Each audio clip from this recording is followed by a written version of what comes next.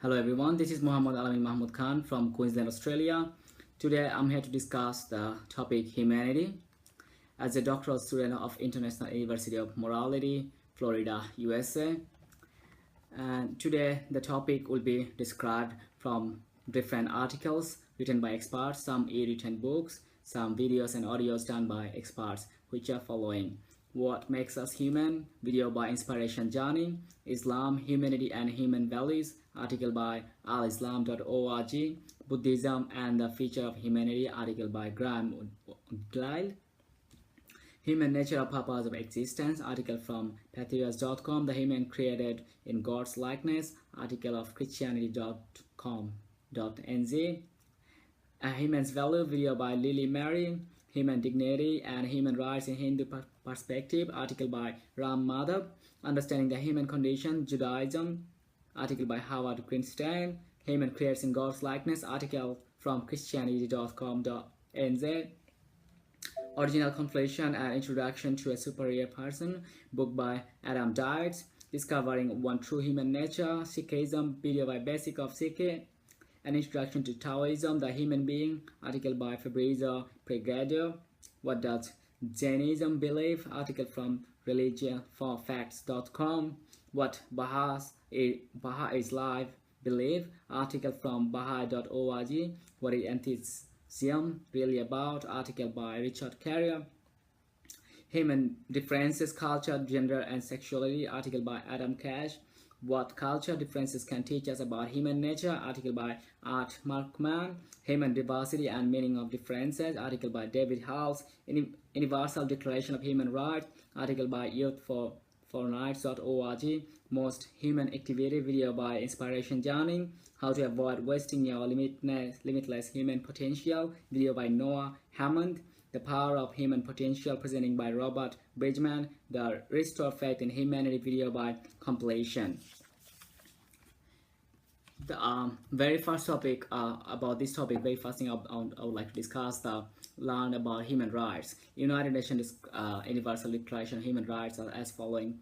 The simplified version is the following. Number one, we are all born free and equal. We're all born free, we all have our own thoughts and ideas. We should be treated in the same way. And number two, we do not discriminate. These rights belong to everybody, whatever our differences are, cultural or sexual, all our human race or age. We should not be discriminated by anybody, or we must not discriminate anyone according to their age, color, voice, or culture, or age, or sexual discrimination perspectives.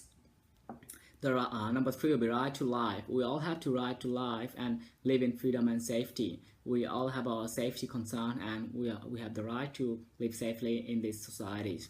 No slavery. Nobody has any right to make us a slave. We cannot make anyone our slave at the same time. We have the right to be free and not to be a slave to anybody, and we must not do the same thing to anyone in our society around us in any way, any circumstances. No torture. Nobody has any right to torture or hurt anyone. We should not torture or hurt anyone, and so that we can be treated the same way. We must not be hurt or tortured by anyone in any case. We have the right no matter where we go. I'm a person just like you, so we have the right no matter we are in the same our own motherland, or we go in overseas or any country in the world. We have the same right as a person. We are all equal before the law. We can all ask for the law to help us when we are not treated fairly. There are all law for everyone. The law are equal to everybody.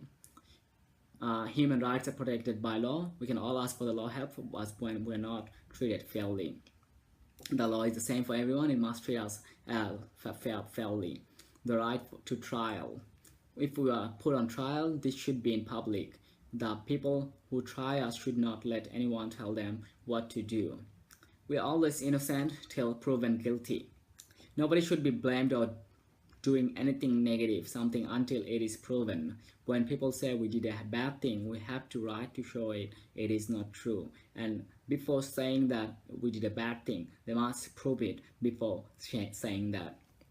The right to privacy. There are privacy concerns. Nobody should try to harm our good name. Nobody has a right to come into our home, open our letters, or bother us a family without a good reason. That's called privacy concern. In the modern world, the privacy concern is a very big thing, which is followed by the companies and must be followed by individual as well at the same time. Freedom to move. We all have the right to go anywhere we want in our own country and to travel as we wish. The right to seek a safe place to live. If we are frightened or being badly treated in our own country, we'll have the right to run away to another country to be safe and ask for help from the different government. Right to nationality. We'll have the right to belong to a country. We must belong to a country as born by self. And now the topic I would like to go ahead with what is atheism really all about, which is briefly written by Richard Carrier. What is atheist? An atheist is a person who does not believe that any God exists. Why don't you believe in God? There is simply no more evidence for Jehovah there is for Jesus. Christians find no reason to believe that Jesus exists, so they do not believe in him. For the same reason, I do not believe in Jehovah. He doesn't believe in Jehovah. So God himself is more than welcome to share honest conversation with me until he does. I have no reason to trust that anyone is reliable spokesman for any good as he describes. And who doesn't believe on the God? Don't they want to go to heaven? Yes, they believe there is a heaven, but even if real heaven did exist, and for some good reason God chose who went and who did not. If that God is a good and noble being, he will judge the person for the value and human being and not for the person's belief in him. One human family. The conviction that we belong to one human family is at the heart of Baha''s faith. The principles of oneness of humankind is pivot around which all the teachings and Baha'u'llah relate. Baha'u'llah compared the world humanity to the human body. Within the organism, millions of cells diverse in the forms and functions play their part in maintaining a healthy system. The principle that governs the functioning of the body's corporation is various parts do not compete the resources. Rather, each cell, for its inception, is linked to a continuous process of giving and receiving. Acceptance of the oneness of humanity demands that prejudice, whether racial, religious, or gender-related, must be totally eliminated. There is perfect brotherhood underlying humanity, for all are servants of one God and belong to one family under the protection of divine providence, according to Abdul Baha. Now, I would like to discuss about human differences according to culture, gender, and sexuality. Everybody is unique. It's a matter of modern era. Many people pride themselves on being different and one of a kind, particularly in Western popular culture and media. And anybody spending any time studying and working with people will tell you there's a great deal to truth to this. Three of the most prominent, salient, and obvious variation among people are difference in culture, gender, and sexuality orientation. Psychology and culture. Yeah. You will live in a truly global society. People are more connected than ever. The world seems smaller and you can encounter an area of difference at a place and scale never before seen in history. In the past, you might be lucky if you have met someone from a different culture once a month, depending on where you lived. Now you can meet people all over the world on the bus or Starbucks or online in a developed country.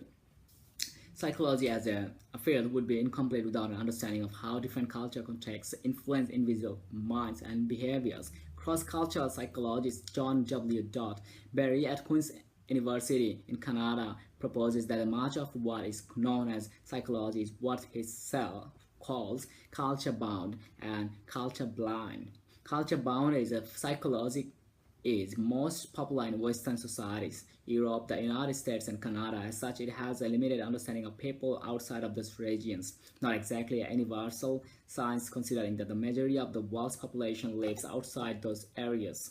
Culture blind. The psychology of Europe, the US, and Canada has a tendency to largely ignore the influence of the culture on the mind and behavior. How do you address this issue? Cross-cultural psychology is the study of how culture influences the mind and behavior, and when referencing culture, think on a social level. This can be religious group, ethnic group, or even geographic groupings such as Californians. And if you think there are not different cultures in California compared to New York, just ask a New Yorker, you will know that. Choosing a view from the inside out, two approaches that the researchers can use to gain information from another culture and its practices in the emic and ethic techniques first developed by K.L. Pike in 1960s. Emic. The emic approach involves approaching a culture difference from one's own without preconceived notion as an outsider and seeking to understand the perspective of the insider of that culture.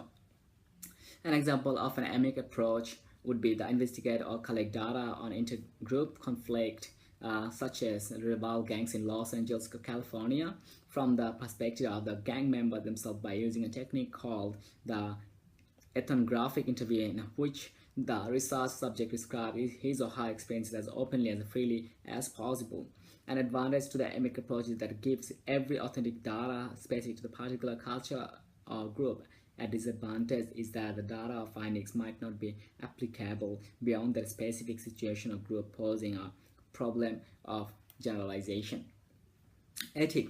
The ethic method approaches understanding with the preconceived notions and methods of outsider. An example of ethic approach would be the investigate or collect data on gang versus gang conflict by administering a series of personality tests to the individual members that were developed for the general population. An advantage to the ethic approach is that the findings might be more generalizable, but a disadvantage might that be outside bias is generally expected that a combined emic and ethic approach is the best way to capture the complex side in a cross-cultural research. Exploring indigenous psychologies. Is there a Japanese psychology? Is there a Brazilian psychology? Is there a Tamil psychology? The short answer is yes. One of the goals of the cross-cultural psychology is to look for variation of other cultures that are not present in our own. Not all mental disorders are found in all cultures. There are list and manifestation or specific disorders varies somewhat to some degrees. The hallucination of the synchrophrenic, for example, vary by culture, seeing things and hearing things and smelling things. Indigenous psychology also studies cultural bound syndromes, mental disorders that are only recognized and manifest in specific culture. Here are some more interesting ones.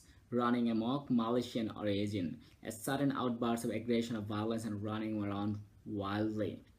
Falling out, Africa, American, Caribbean. Alteration in consciousness, including passing out in response to stress. Susto, Mexico, Central America, South America. Displaced soul resulting from trauma.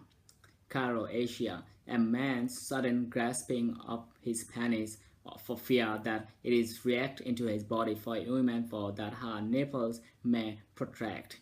People talk, attract and insults.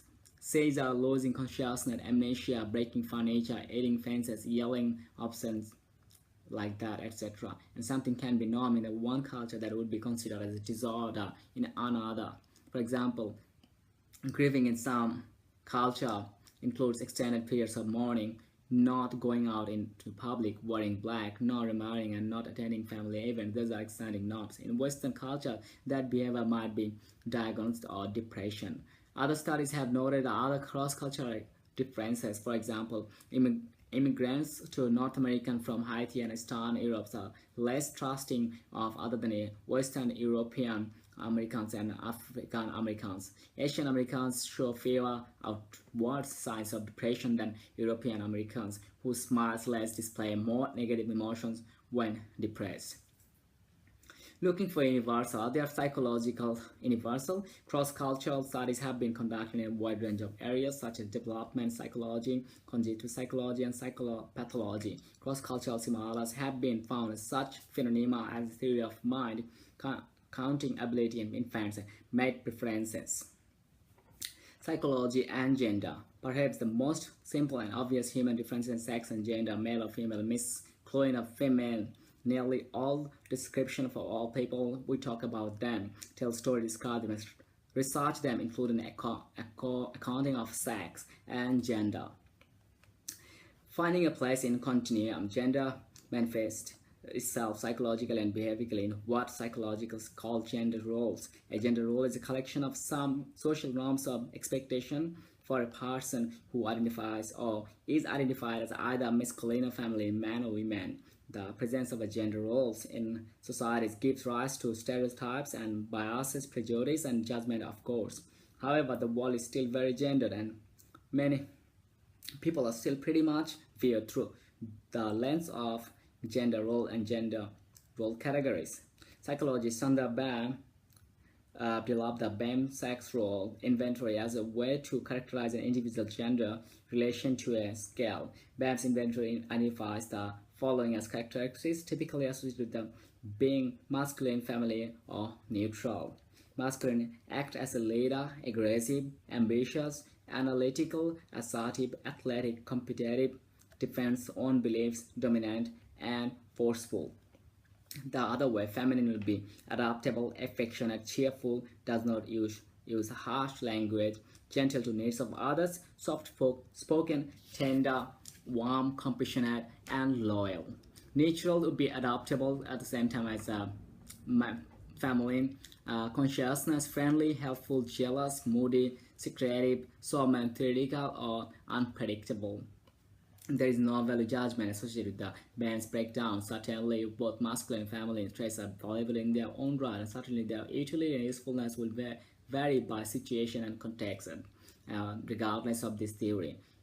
Looking at the gender differences, gender stereotypes around girls can't do math, men are uncaring. We know that the stereotypes are often a shortcut for critical thought and all too often take us down the wrong road. But consistent differences between men and women have been found in research, such as higher rates of aggression and violence in men, higher rates of substance abuse in men, and higher rates of depression in women.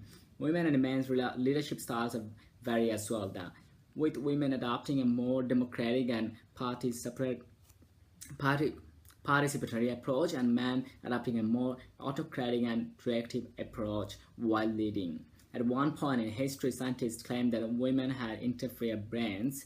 However, modern neuroscience demonstrates no difference in general intelligence between men and women. Some studies suggest that men perform better at spatial and math abilities while women have stronger verbal abilities. But these findings are so small that they are relevant in the real world. So where are there so many women in science and technology? It is not biology, that is it culture, family influence, or sexism? The answer to this question is yet to be found. Psychology and sexuality. Whom are you sexually attracted to? Sexual attraction is part of defines a person's sexuality. A person's sexual consists of his or her sexual biology, psychological functioning, behavior, clinical aspects, cultural aspects. Laying the building blocks of sexuality, the development of sexuality in thought begin in childhood. At least the roots of adult sexuality are thought to come from childhood. And infants, toddlers, or young kids. Of course, one sex first becomes evidence in birth. At birth, of younger if you get a fetal ultrasound. Thus, making in the early stages of sexuality, a person's sex carries with the biological positions and the cultural expectation that sexuality develops possessing at just the beginning.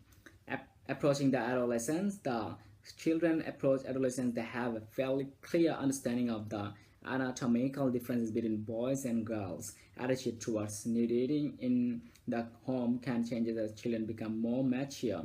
Kids may engage in playing house or doctor as a way to explore their sexual arousal, attraction, and bodies. Experimentation may be with either gender. This type of sex play is not generally considered harmful under ordinary relative innocent circumstances. Puberty, adulthood. Puberty makes a significant stages of sexual development. Bodies and psychology go through immense changes. Defining healthy sexuality. Having a healthy sex life is a common photo of daytime talk shows, books, and magazines. Defining healthy sexuality is not about moralizing or upholding any particular set of cultural values per se, but it's been a health issue and defined in terms of healthy adult relationship, which is right, well-being, and satisfaction of all involved in central. Getting your hearings and sexual orientation. There are great variety in sexual orientation, but one determinant that plays the biggest role in the sexual orientation defined as an individual parents of emotional, romantic, and sexual attraction to men and women of both sexes at the same time. Now, trafficking, understanding and addressing violence against women as a part of understanding of humanity. Human trafficking has received increasing global attention over the past decade. Initially, trafficking of women and girls for forced sex work and, to a lesser extent, domestic servitude were the sole focus of advocacy and assistance. Today, there is recognition that women, children, and men are trafficked into many different forms of labor and for sexual exploitation. Labor-related trafficking occurs in a wide range of sectors such as agriculture, fishing, manufacturing, mining, forestry, construction, domestic servitude, cleaning and hospitality services. Trafficked people may also be forced to work as beggars or soldiers, and women and children can be made to serve as wives.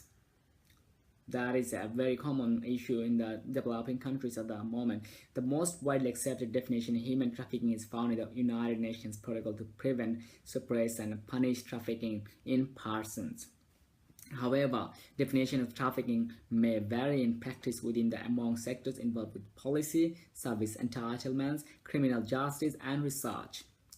What is human trafficking actually? The most widely cited definition of human trafficking is in the United States Protocol to prevent, suppress, and punish trafficking in persons. The recruitment, transportation, transfer, harboring, or receipts of persons by means of the threat of use of force or other forms of coercion or abduction, of fraud, of deception, of the abuse of power, of position of vulnerability, of the giving of or receiving of payments or benefit to achieve the consent of a person having control over another person for the purpose of exploitation.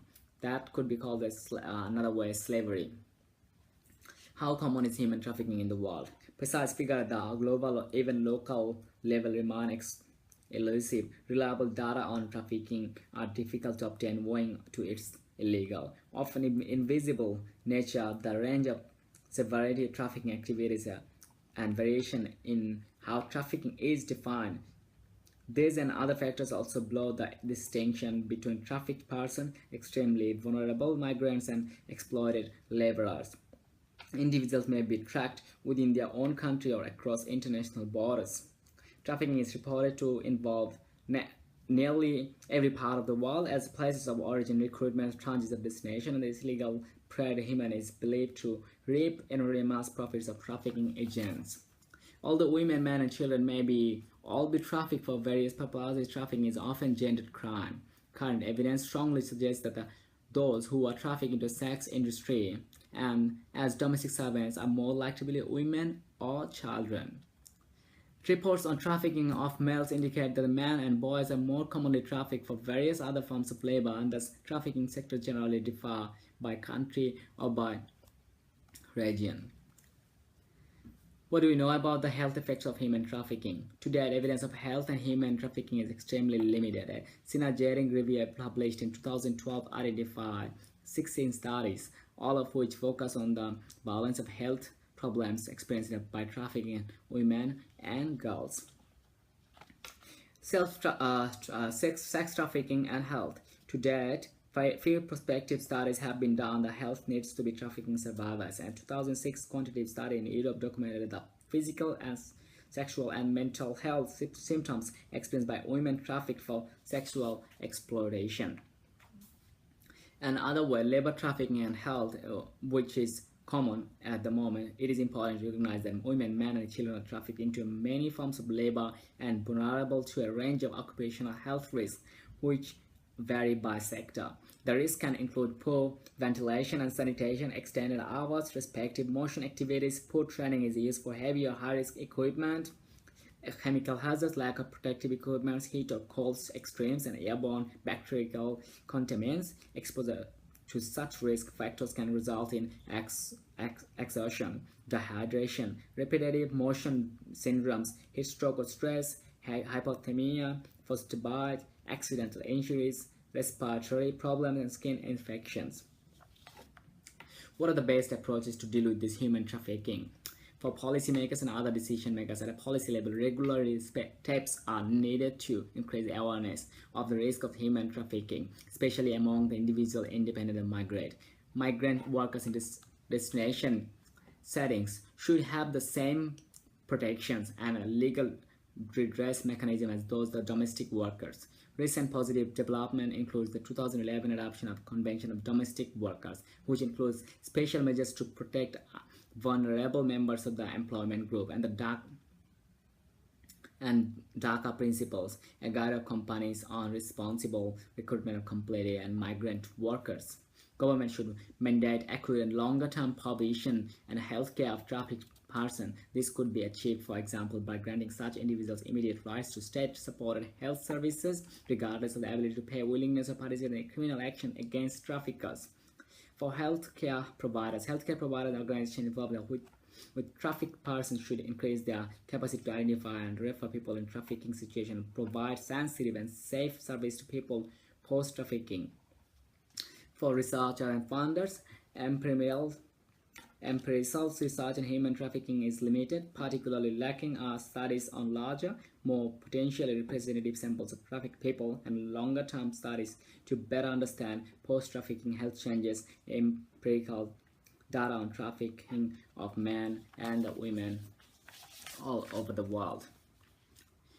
An introduction to Taoism, the human being. Despite significant differences among the different traditions, the basic view of the human being and its potential that Taoism reflects its doctrinal principles. Many texts devoted to this subject state that full comprehension of the reaching grants the status of realized person or perfected. Within the human being, according to some Taoist tradition, this and many other loci of the body are also residents of the Pathwin and a major of minor inner gods. The most important among them correspond to those who live in heaven and perform multiple related roles. They personify the formless Tao or impressional notifications such as yin and yang. Human created in God's likeness. Before exploring the question of who are as the children of God, it is important that we have a clear understanding of the nature of human beings. What we understand human beings will be largely determine how we treat them and what we believe about a lot of other things. There has been a long-standing debate about where our superiority to animals lies. Keith Thomas collected a number of quaint suggestions in the book Man and the Natural World in 1984. He points out that human being was described by Aristotle as a political animal, by Thomas Willis as a laughing animal, by Benjamin Franklin as a tool-making animal, by Edmund Burke as a religious animal, and by James Boswell as a cooking animal. Aristotle added particularly that only human beings were able to wiggle their cars, but are humans something more than just super animals, a little higher along the evolutionary scale? The Bible responds with a very clear yes. According to the scripture, humans are not only the highest of God's acts of creation, they are created in the likeness or image of God. Then God said, let's make man in our image, in our likeness. So God created man in his own image, male and female he created them. Genesis 1:26-27. The rest of the Bible gives us many clues to what is likeness of God is meant to imply. And listen, scholar and writer John Scott, sparkling at a national prayer breakfast at Westminster, summed this up as well. First, he said there is our self-consciousness and rationality. We are able to think and reasons to stand outside ourselves, look at ourselves, and evaluate ourselves. It is true that in terms of vastness and the universe, we are infinitely small, and yet we are the ones who possess intelligence to study the universe, its working and information. Secondly, there is our ability to make moral choices. We have the built-in moral consciousness, even if sadly we may fail to hate it. We have it in what are to do what we perceive to be right and sense of guilt if we do what we believe to be wrong. Thirdly, as our God is creative God, there are our powers, artistic creativity, and in sequences we draw and we paint, we build and we sculpt, we dream and we dance, we write poetry and make music. We are able to appreciate what is beautiful to the eye and to the touch. Fourthly, as our God is God who exists as three persons, Father, Son, and Holy Spirit, persons who have always existed together in love relationship. So there is our capacity of relationship of love. And fifthly, there is our insatiable thirst for God. Neither the sculpturalism and gross materialism of the West, nor the failed community philosophy of the East can satisfy the longings of the human spirit. The human spirit is constantly mentioned in the Bible, Zechariah 12:1, and often in the New Testament, where it is the term soul of life is used as animal spirit. Never God is spirit, and we created the fellowship of Him. In considering the relationship of human to animals, we could use the analogy of relationship between a jet plane and a motor car. There have been many similarities. Both have wheels and metals can transport people, possess. However, when one studies the shape of the jet plane, its engine, the shape of the wings, one gets the impression that it was made by flies. Similarly, the possession of many qualities common with animals, we were created something far greater than that. J.K. Christopher put in like this. So that makes the human real. Now, the very first and then number one creativity by God. That's all from my side today. Thank you very much. Have a good one.